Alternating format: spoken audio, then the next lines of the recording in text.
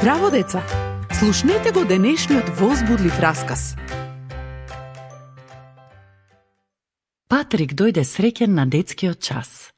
Се смеевме кога рече «Имам бебе».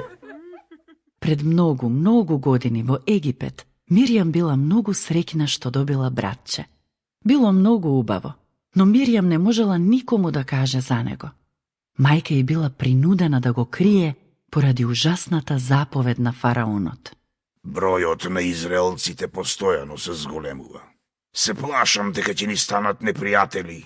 Им заповедам на моите луѓе, секогаш кога Израелка ќе роди син, треба веднаш да го фрлите во реката Нил. Ужасна заповед за убиство. Зар не било доволно што фараонот ги принудил израелците да му бидат робови? Но родителите на малото момче му верувале на Бог и го криеле синот 3 месеци, а Божијата невидлива рака го заштитила малото дете. Но, како што растело, не можеле да го кријат долго. Мамо, што правиш со трските? Плетам кошница, а сега правам и капак. Може ли те молам да ми го подадеш садот со катран? Зашто ти треба?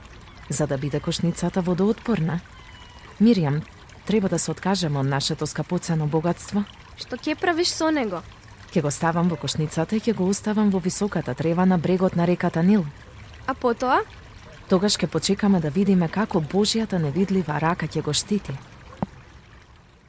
Тивко отишле до реката.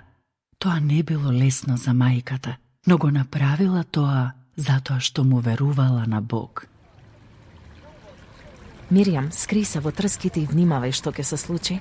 Не треба да ме видат овде, па затоа ќе се вратам дома. Тогаш некој дошол. Ќерката на фараонот дошла со слугинките да се бања во Нил. Што е тоа? Донесете ми ја таа убава кошница.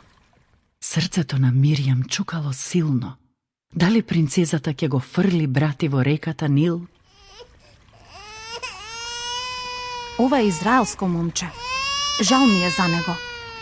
Миријам излегла од скривалиштето. Треба ли да најдам мајка што може да го дои бебето за вас?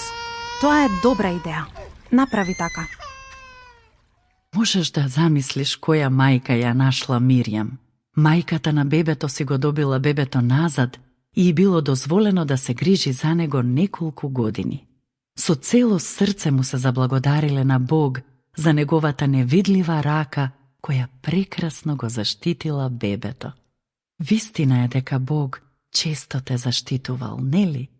Одвој сега време да му се заблагодариш за заштитата. До следното слушање.